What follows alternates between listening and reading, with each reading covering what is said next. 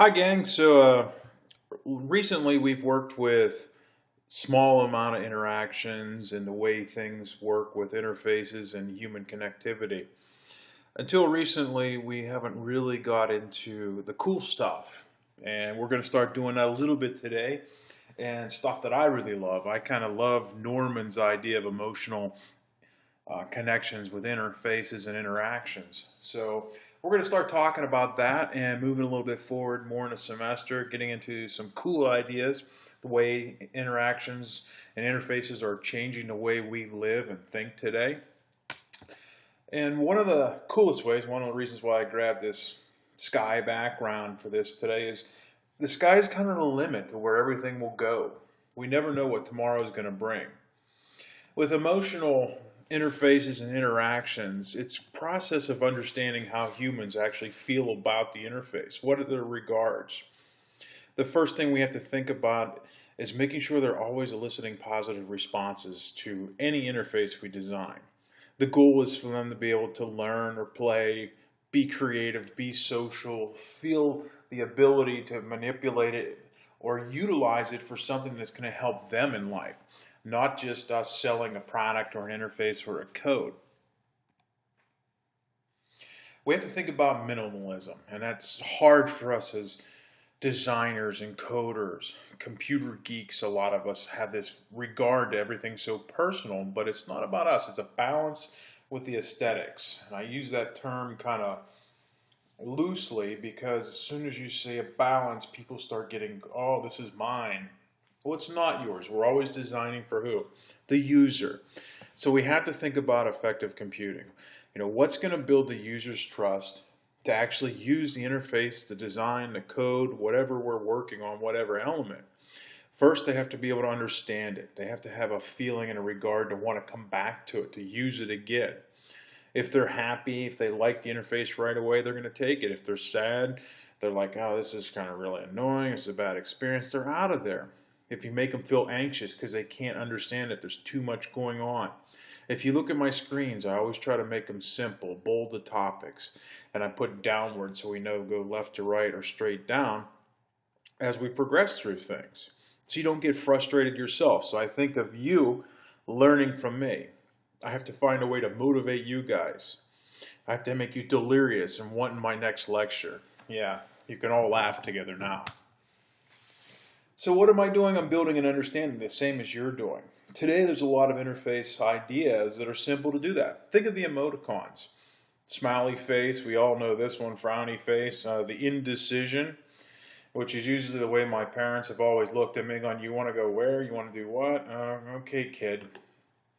But we can also use things such as animations today. Go Animate is one of the popular sites. I'll bring up some creations that I did probably next week or later on how I tried to do interactive type of fun learning adventures for young students in middle school, younger, to where I actually made little progressive cartoon figures talk. I also did this in my doctoral class, and I got an idea across because people were laughing so much they quit worrying about data and numbers and mathematics, and they actually engaged with the little comic strip I created. It took the level down and just made a way for them to build and understand what they needed to learn. So we can use dynamic icons or spoken messages like I'm doing here. A lot of the new inventions also uses vibro technology, the vibro tactile. Think about an iPhone or your smartphone. We can silence them, put them in our pockets. And if someone's trying to reach us or text us, depending on the degree or level, we know what's happening. We don't have to look at the interface. Our watches, if you have an Apple Watch, can do this stuff material too, or sending out a small little alert. These are called friendly agents, and they also have a feedback aspect which helps us learn whether or not people are understanding the interface, if they're happy with the interface, or do we need to change it ourselves. Interface overload is one of the hardest things for designers to get over with. We can never put enough stuff into our gadgets, into our designs. We can't stop. We love it, right? Well, this is that rule of 7 with interface designs. Think about it. How many pieces do I have up here? Pretty much 7, right? Simple. You're not flowing around a screen. You're controlled by the circle. I'm controlling you knowing you're going to go next to the right. Even if you're not controlling this, you would understand this language. My graphics were created just for this reason. Later I'll have photos and interactive video pieces I'm going to show you. The colors are simple. The features are simple as well. We're just trying to get the small amount of information across. Childish in design is a good way to think about things. It might putting so much information in there a child couldn't understand it. Flashing animations are a good and a bad thing. They can lead us to a design or a next level, but they can also overload us. Visual overload is one of the hardest things for people to stay focused with. Think about it. How many websites have you gone to? There's so much visual information, pop-ups, colors that flash that you just get annoyed and you leave. So we have to think about our technologies as being persuasive. Persuasive technologies, one, they bring about the idea of controlling the behavior of the user. Let's think about some inventions that's already out there we don't really think about because they're commonplace. Water butts is one of the most efficient ways to do what? Conserve water. They control our behavior. They create a learning process for us to understand we don't need to leave water running all the time to what? Wash our hands. When's the last time you've been in a Walmart or some lavatory? You walk in, you wave your hand in front of the water butt, the water turns on. You rinse your hands, it shuts off, it's timed. It says, okay, put your soap on. You go get your soap, you don't need the water running. You need to get it off, you wave your hands again, the water turns on, you rinse off. If it's not clean, you do it again. So we've learned to conserve water through this technology interface. It's a persuasive technology. The same as writing in our interfaces need to be persuasive as well. We can't use connotations that are negative to one person or a whole culture and expect them to want to use our interface. The same goes with colors, graphics, images. All of this amounts to persuasive technology interface designs. When I say behavior in interfaces, I'm thinking a lot about motion controls. These are the things that are built into them. The light sensors, the climate change. They're usually used for energy consumption and control of inefficient human behavior that they've been designed around. I look at a friend's house, Dr. Gerard. Some of you may have had a class with him or meet him in the future. His house is very innovative. He uses a system of thermostats that when you walk in and out of a room, the interfaces will turn on heating or cooling. When you leave, it shuts them off. If motion hasn't been sensed in the area or the room for a certain amount of time, the heating will shut off and it will go to a lower rate to save on heating expenses, gas consumption.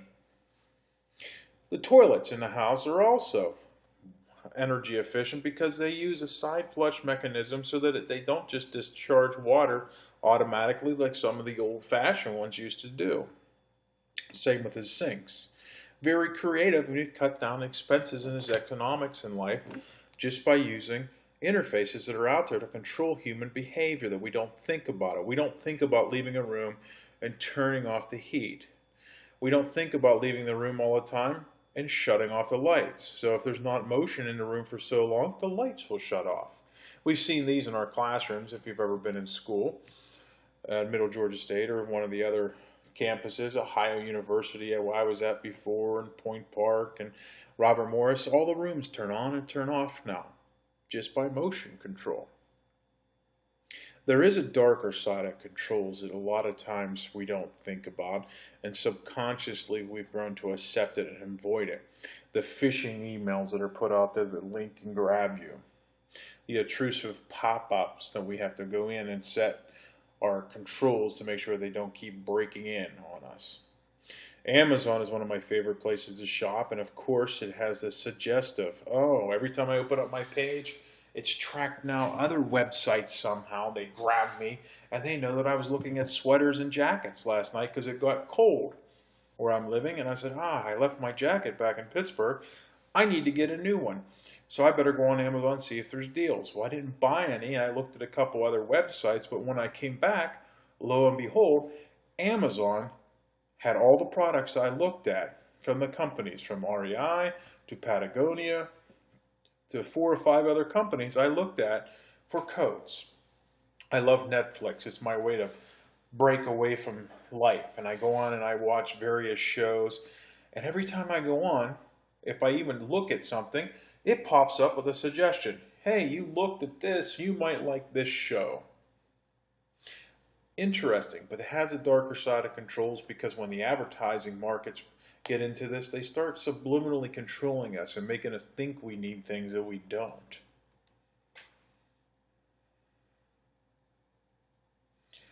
I want you to take a second and think about the interfaces and how they can change the world.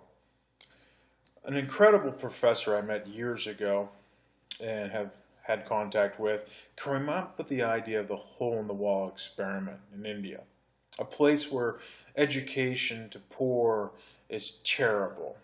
And he thought of this idea, and I'm going to show you a piece off of YouTube of one of his lectures about how you can change the world and see if we can actually change the world with simple interface designs to where people who don't know what they're doing can actually help and teach each other.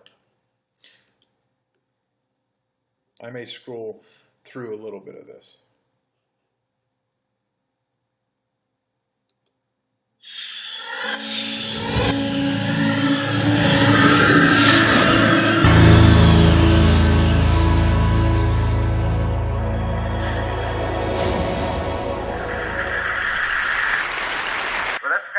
Well, that's kind of an obvious statement up there. I started with that sentence about 12 years ago.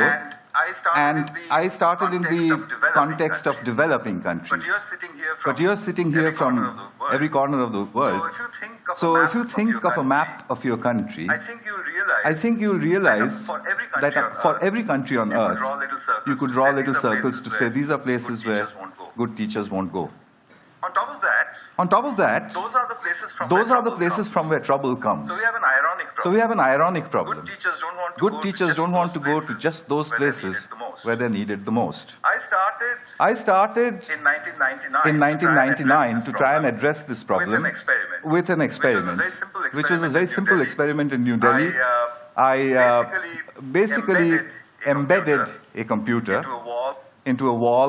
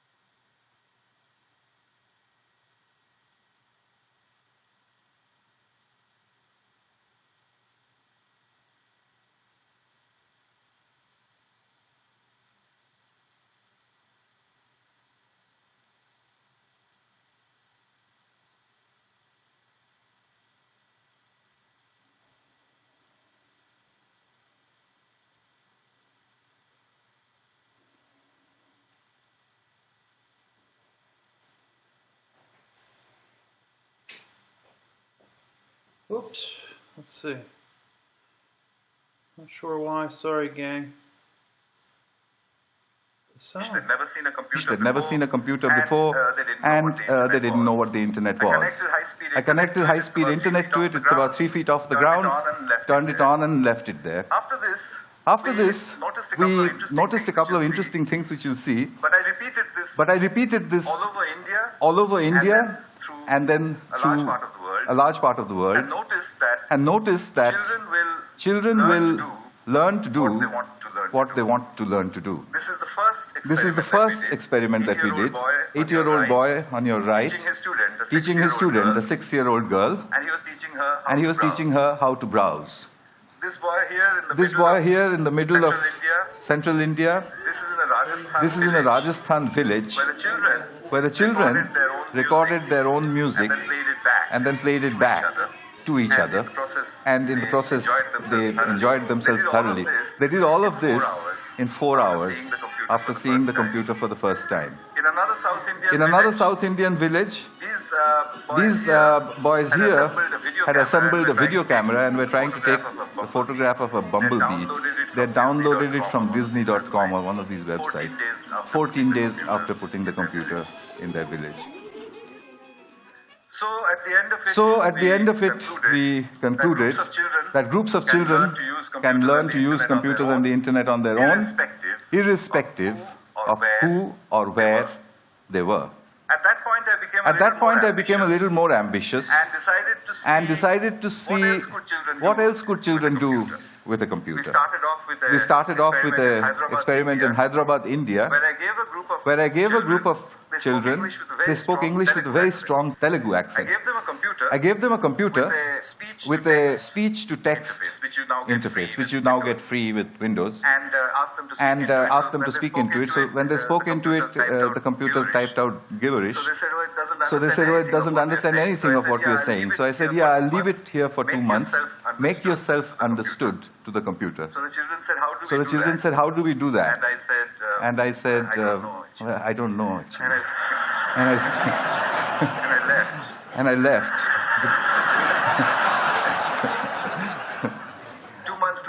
2 months later, and this is now documented in the Information Technology for International Development Journal, their accents had changed and were remarkably close to the neutral British accent in which I had trained the speech-to-text synthesizer. In other words, they were all speaking like James Tooley. They could do that on their own. After that, I started to experiment with various other things that they might learn to do on their own. I got an interesting phone call once from Colombo, from the late Arthur C. Clarke, who said, I want to see what's going on. And he couldn't travel, so I went over there. He said 2 interesting things. A teacher that can be replaced by a machine should be. Don't get any ideas, gang. The second thing he said was that if children have interest, then education happens. This is an interesting concept, and I want to forward it a little bit more to see if we can get to his idea now that he's working on, to where the world is changing in a way just like you're learning. He's using additional people in the world that are retired, and what they're doing is a virtual aspect, and it should be right about here, to interface with these computers. I want to see if the sorry gang, just a little bit more.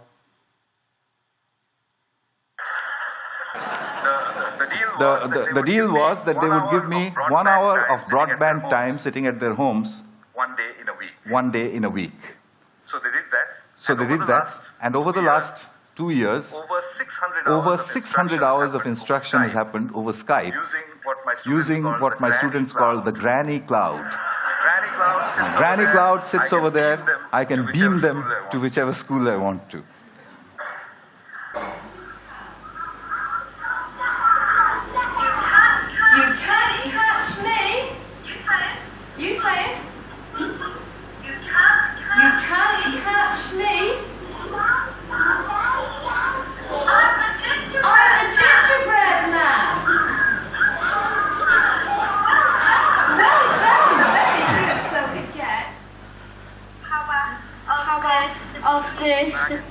Back at Gates said, a 10-year-old girl gets into the heart of Hinduism in 15 minutes. You know, stuff which I don't know anything about. 2 children watch a TED Talk. They wanted to be footballers before. After watching 8 TED Talks, he wants to become Leonardo da Vinci. The point of this lecture I wanted you to understand is about how we can design interfaces today that change lives for someone else. Teaching children now all across the world. Maybe some of you will get interested in that and finding new ways. He's using grandmothers who are retired school teachers to interactively on Skype meet in schoolrooms all over the world with simple little innovations. Brought in a simple computer, and a monitor put up, and students now can learn different languages, different formats, getting TED Talks, all these different things we have access to and take it granted of. If we think about interfaces in a different way and model, we can change the world too. This comes back to our emotional design model. There's a couple different ways we look at it, and three essential pieces in the emotional design model are the visceral, the behavioral, and the reflective. The visceral is that first impression. It's good, it's bad, it's safe. We see a spider, we're like, ugh. Then we get the behavioral. As soon as we see the spider, we rack, we hit it and squish it, or we run, or we pick it up if we like them. We control our reaction through our behavioral. Talk, yell, hit. And then we have the reflective, to where our brain processes our decisions and understands whether it's correct or not, or whether we liked it. This happens too with emotional connections and designs. We go through these three phases. There's a pleasure mindset on this, There's the physio type of pleasure, to where a person connects with the interface and on a sensory experience level. We touch, we taste, sometimes we smell. We have all kinds of different interfaces that have these 7 senses we use. Most of the time we visually see things with the computer interfaces, but we have this physio-psychological pleasure indicator. Then there's this social pleasure indicator, to where we're actually thinking about the enjoyment level on a social scale. Would I share this with my friends? Is this an interactive piece that's going to teach myself and someone else?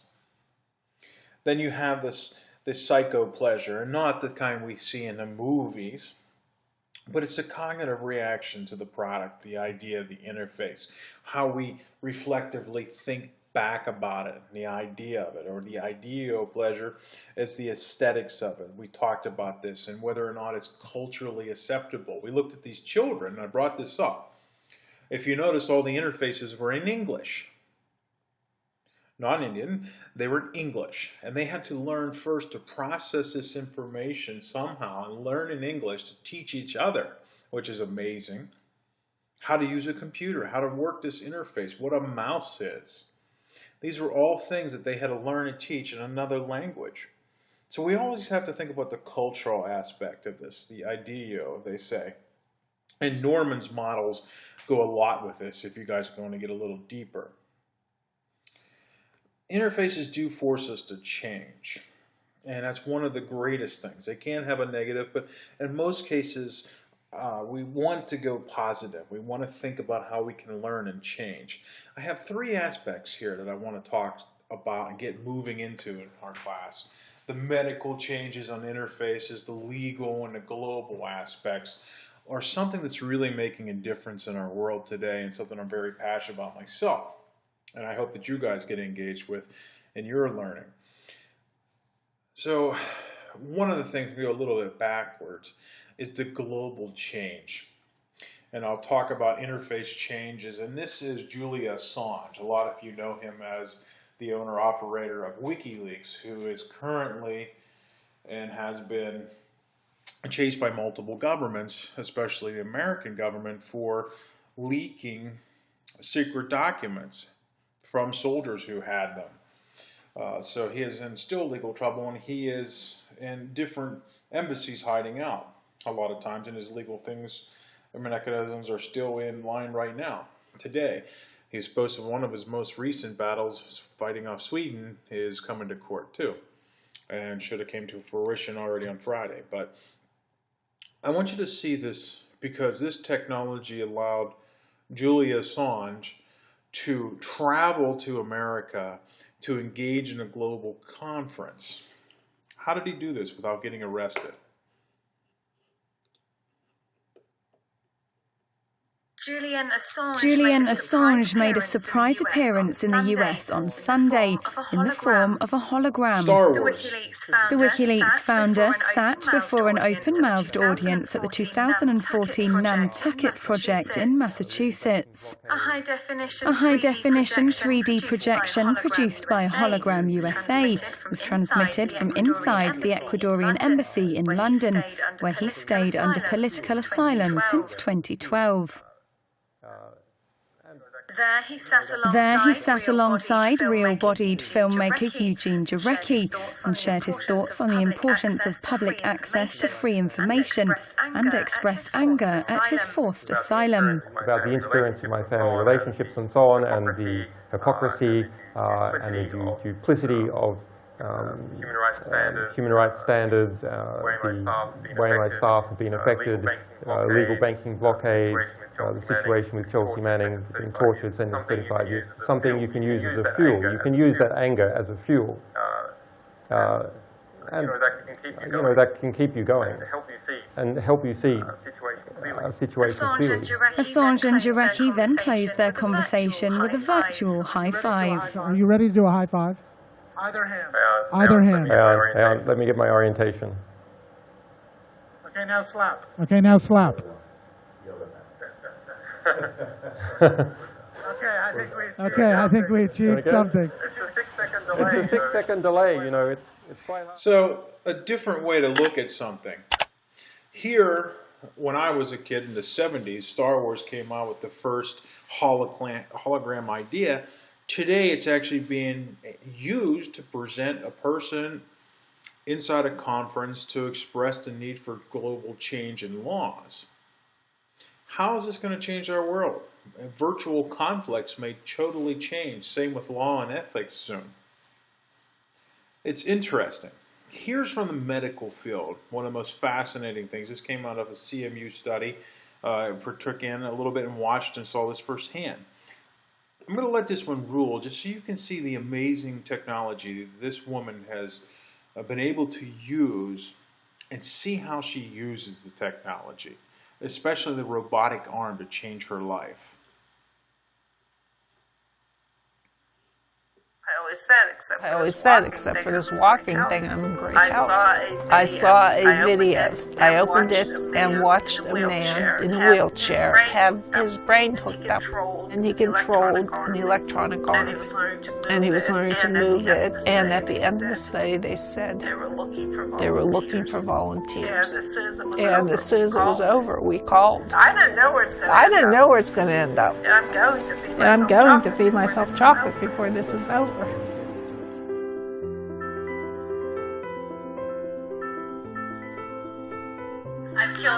I've killed over 250 people in the last couple of years, and I'm still at large. I write and produce murder mystery parties. I started doing this in Pittsburgh. And I was a very healthy person. And one day I was walking a lot that evening. I felt like my legs were dragging behind me. Same thing happened a week later. And that started happening more and more frequently. I had no idea what was going to happen, what the prognosis was. So we made plans to move back to Pittsburgh. When I got to Pittsburgh, I saw a doctor at UPMC. He did his tests, and 3 or 4 months later pronounced that I had spinal cerebellar degeneration. I can move my neck and my head, and that's about it. With Jan, we're hoping to achieve the ability to control an arm and a hand in space. The ideal scenario would be that she could move to a place in space, orient a wrist, and then have a variety of different grasps with her hand so that she could pick up different objects like a Coke bottle or a set of keys or a fork. I can't wait to do this, to be part of the medical science, to push the technology onward, and for the fun for me, because I haven't been able to move my arm for 10 years. So just being able to physically move something else. I can't wait. It's going to be so cool.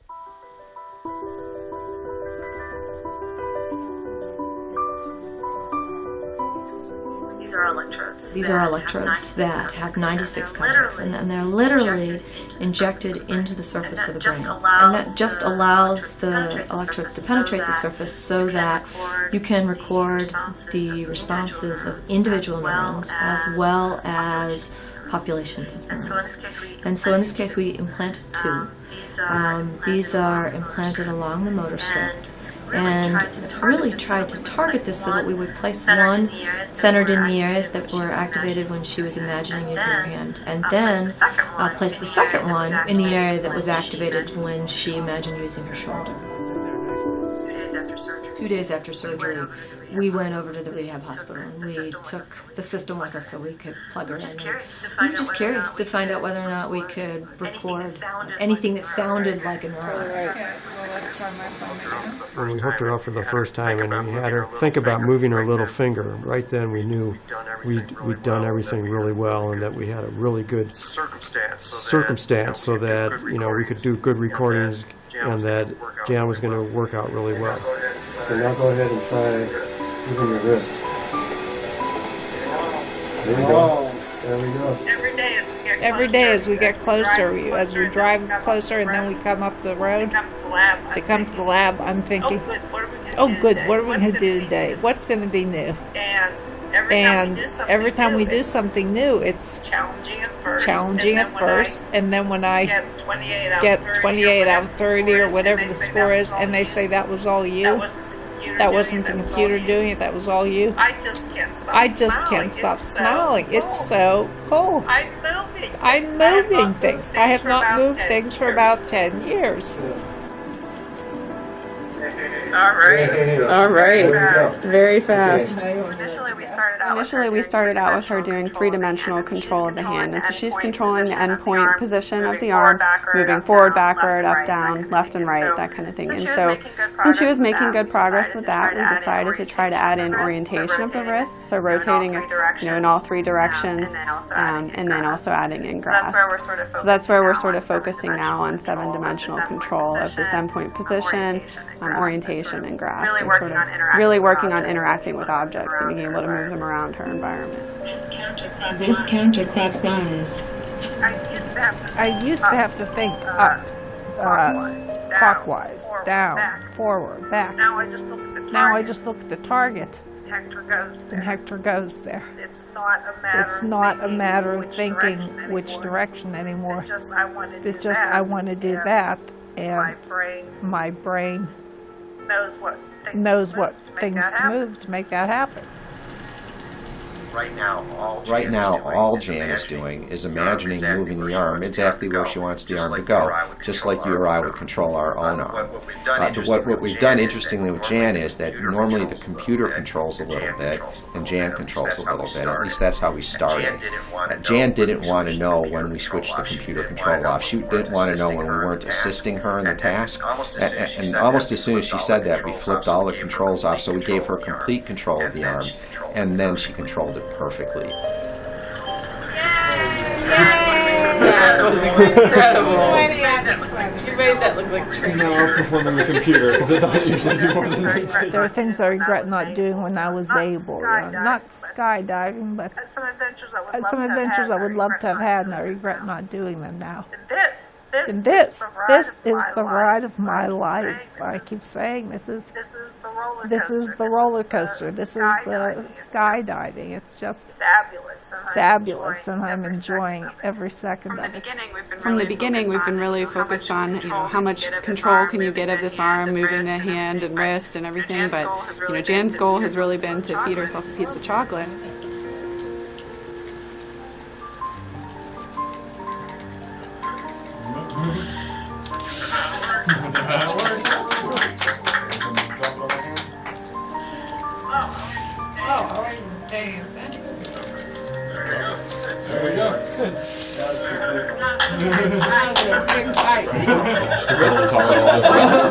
One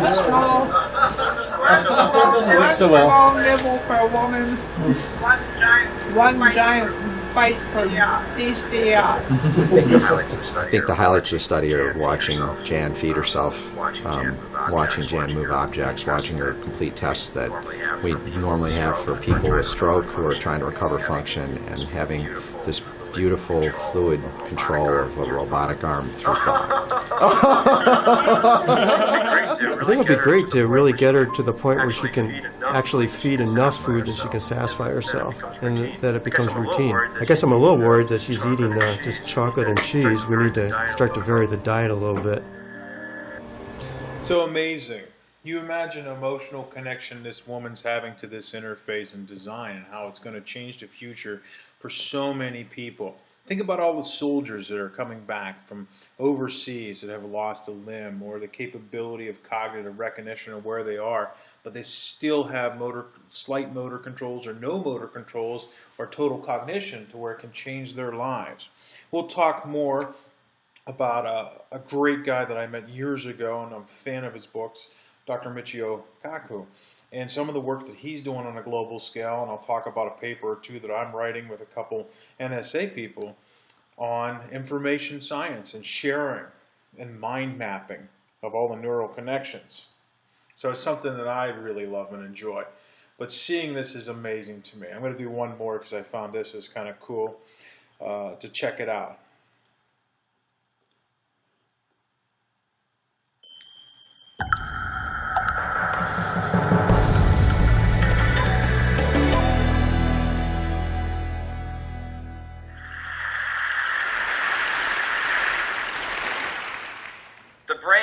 The brain is an amazing and complex organ. While many people are fascinated by the brain, they can't really tell you that much about the properties about how the brain works because we don't teach neuroscience in schools. And one of the reasons why is that the equipment is so complex and so expensive that it's really only done at major universities and large institutions. And so in order to be able to access the brain, you really need to dedicate your life and spend 6.5 years as a graduate student just to become a neuroscientist to get access to these tools. And that's a shame because 1 out of 5 of us, that's 20% of the entire world, will have a neurological disorder. And there are zero cures for these diseases. And so it seems that what we should be doing is sort of reaching back earlier in the education process and sort of teaching students about neuroscience, and so that in the future they may be thinking about possibly becoming a brain scientist. And so when I was a graduate student, my lab mate Tim Marzullo and myself decided that, what if we took this complex equipment that we have for studying the brain and made it simple enough and affordable enough that anyone, an amateur or a high school student could learn and actually participate in the discovery of neuroscience. And so we did just that. A few years ago, we started a company called Backyard Brains, and we make DIY neuroscience equipment. And I brought some here tonight, and I want to do some demonstrations. You guys want to see some? All right.